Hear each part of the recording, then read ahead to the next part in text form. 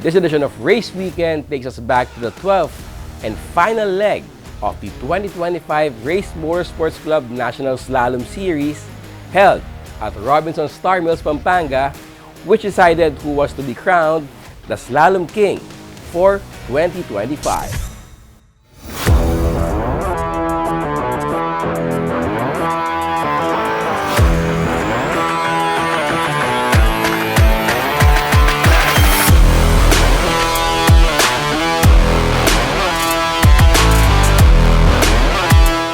At first, we became overconfident na kaya naman na ganyan nung these new guys came in. Medyo hirap na kami. So, for this last race, we had to practice. And Pao was not so confident with the car. Pero today, he was very, very fast. Everybody says we had modified the car. No, it was just the driver we modified. We just practiced and pushed him hard.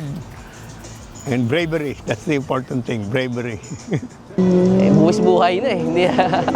Hindi ko na alam kung paano. Kasi siyempre, alam mo naman yung kalaban natin. Parang may halimaw ang makina, tsaka ang galing mo magmaneho. Tingnan natin yung magagawa natin. Wala namang ibang pwedeng gawin, kundi kung ano yung diskarte nung isa, at mas mababa yung oras, wala, gagayahin mo lang din.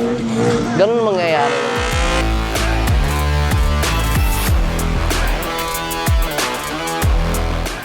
If he wins today, we're champion.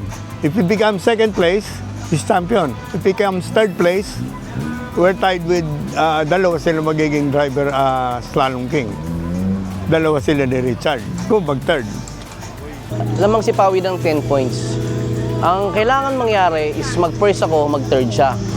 Na hindi natin alam kung pwedeng mangyari dahil siyempre alam naman natin na kundi yan lagi panalo, second. Pagka nag-third siya, nag-first ako, magkakaroon ng tabla. Ngayon, dalawa kami magiging Slalom King. Nangyari na dati a few years back with Noel, our driver trainer rito, nagtaturong ng driving. Noel Rivera, the uncle of the famous Milo and Stefano Rivera.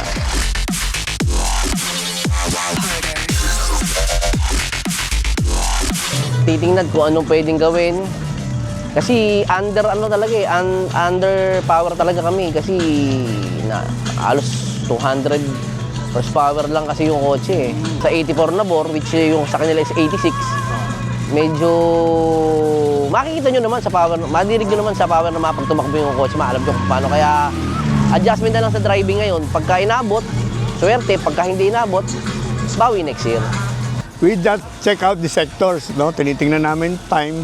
Let's say yung first two corners, kung mas mabilis yung kalaban. Saka you can see naman by eye and by ear eh. Yung engine sounds so hindi maganda yun. Dapat consistent yung tunog. Saka yung braking, we look at the car na hindi nagda-dive. Dapat pag brake niya, pantay na pantay, sabay liko, gano'n. Momentum. What I mean is, you have to drive like you're driving in water. Yung parang yung tubig, nagpo-flow lang na gano'n. Momentum. Yun ang always I tell him, momentum. Do not put the revs low para hindi na maghahabol.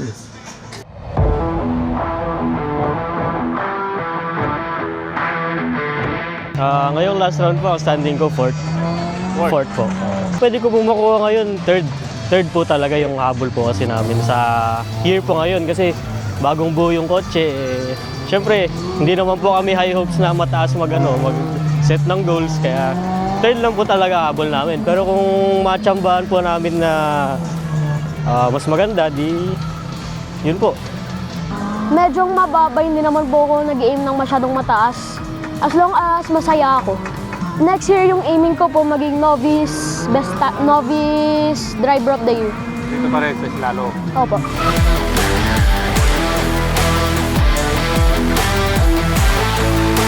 Ang adjustment ko po talaga, more on driving na po ito eh. Siyempre, itong gagamitin ko po ngayon na kotse, mas malakas yung makina, kaya very advanced po dapat yung mga gagawin. Talagang po-focus po talaga tayo sa driving kasi Yung kotse, given naman po eh. Kaya sa driving po talaga mag-adjust. Sobrang sayo. Dahil at least dito ay makakasama mo, mag-spend time ka mo ng mga pagkapamilya mo, makakasama mo, ganun. Thank you sa mga sponsor namin, tapos salamat din po sa mga ama namin para sa pagsasali ng itong karera. Tapos kahit kita Bing, magbabasalamat ako sa kanya para makuha yung mismong karera.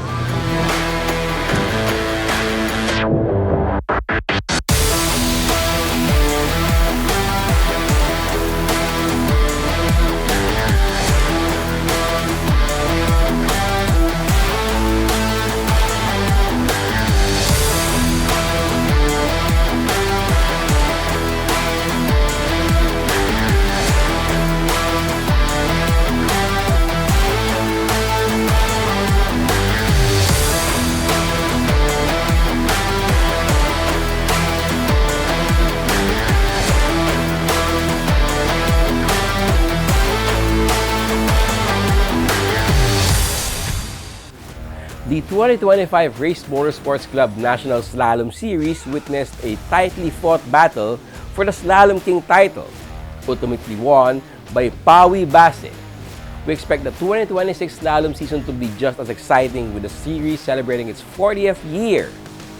Rachel will surely be there to cover the action.